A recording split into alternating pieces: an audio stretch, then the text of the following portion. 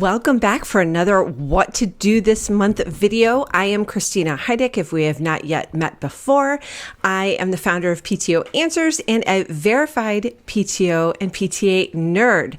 So let's hop to it. Now, you might be thinking, it is summertime, Christina. What do you mean I need to do things for PTO?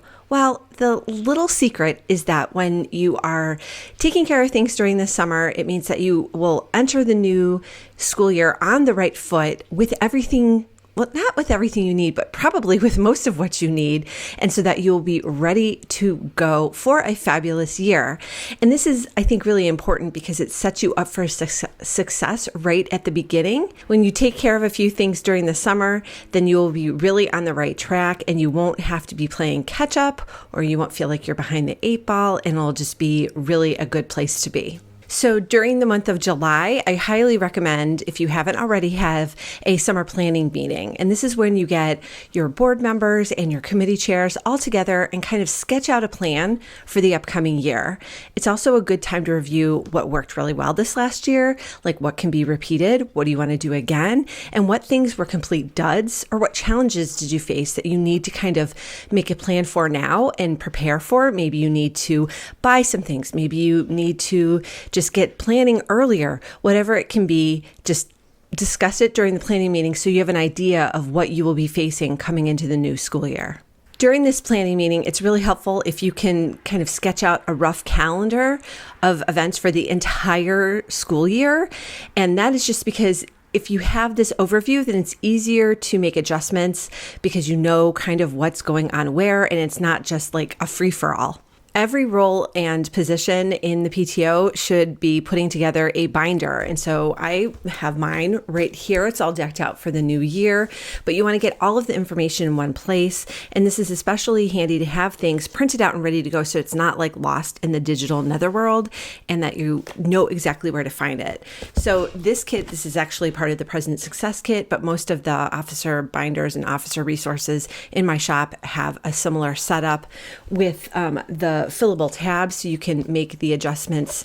Here, let me show you, to really customize it for your school and your PTO. But it just makes it really handy because you know exactly where everything is. And there's no like, wait, where did I put Sarah's number? Well, it's going to be on the PTO contact sheet list. That is a form that comes in the kit too. So you'll have it all in one place and really make your life so much easier. So the summertime is a really great time to get that binder set up so that you have everything ready to go. You can use the kits that I have in my shop to kind of get you going, or to add some structure into an existing binder that you already have. And I just highly recommend it. I like getting the lay of the land. And when I see what resources I have, I can see what I can just copy again for the next year, or what things I need to create. And it's just really helpful. Also, if you haven't already, go ahead and meet with the outgoing officer. So this is where you're going to want to kind of do a pick your brain kind of session. I have another video that covers what to kind of discuss during the transition meeting, so I'll link to that below in the description. Meet with your officer, and similarly, if you are the president, go ahead and meet with your principal. Now, in some schools, they take principals, or the administration gets the month of July off, so you can at least get that maybe that initial email to say, hey, I'd like to meet with you, and you guys can go ahead and meet in August when they return. Now, presidents are also going to want to work to fill any open positions over the summer. So this means any board positions or committee chairs. It will really make your life so much better, so much easier if you don't have another role stacked on top of the president role when you return in the fall. So you can make that happen by filling all of those positions, because your PTO isn't just making up roles and positions that aren't needed. Like, these are specific jobs for tasks that need to get done during the year. And if there's no specific person there to do it, then it ultimately falls back on the president. And that's when life can get really hairy if you are filling multiple roles, because it might not seem like that much to add something else on, but then inevitably something else is going to come up during the school year. It's always been my experience that you don't anticipate it. It always ends up being a little more work than you thought it would be, and that can be tough. For the treasurer, you're going to want to make sure to meet with the president and maybe the fundraising chair. Maybe your principal is involved in the discussion about how to tweak the budget for the upcoming year. So you want to go ahead and set a rough idea based on what your group's income and expenses were for this prior year. That's really going to inform what you want to be doing for this upcoming year. Of course, taking into consideration any tweaks that you want to make. Treasurers should also be preparing for the annual audit. A lot of groups' fiscal years end in June, so July. You want to have everything together so you can give it to the auditor so they can prepare a report and go through everything and look at what processes you need to be changing or things that you need to be keeping in mind for the new school year. For your fundraising chairs, if you have not yet picked out your fall fundraiser, then now is the time, my friend. Get contacting those companies and get something lined up.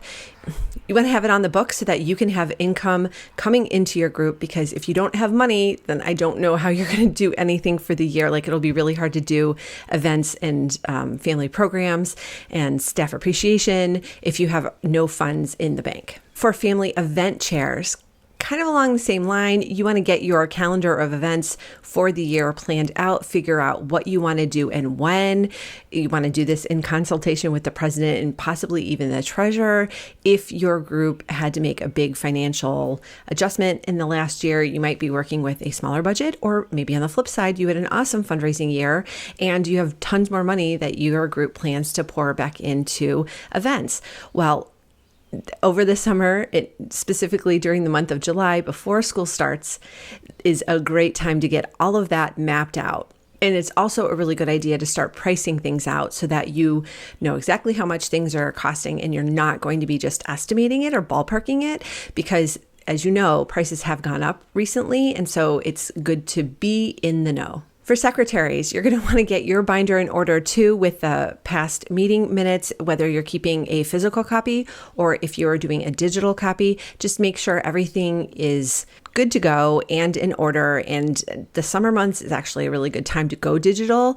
Like, there's no reason why you can't scan or even take like a snapshot and convert it to a PDF and save those meeting minutes digitally.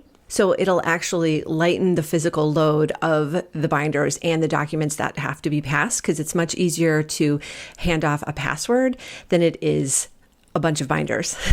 Finally, for staff appreciation chairs, think about what you want to do to welcome your staff back to school in the fall. And you want to plan with your budget so that it stretches throughout the entire year. Some groups just do events just during the Teacher Appreciation Week, which is fine. Teachers and staff would really love to feel the gratitude and appreciation all year long. So if you can stretch things out so that you can do multiple events throughout the year, that would be really the best case. And that about wraps it up for what you should be taking care of during the month of July.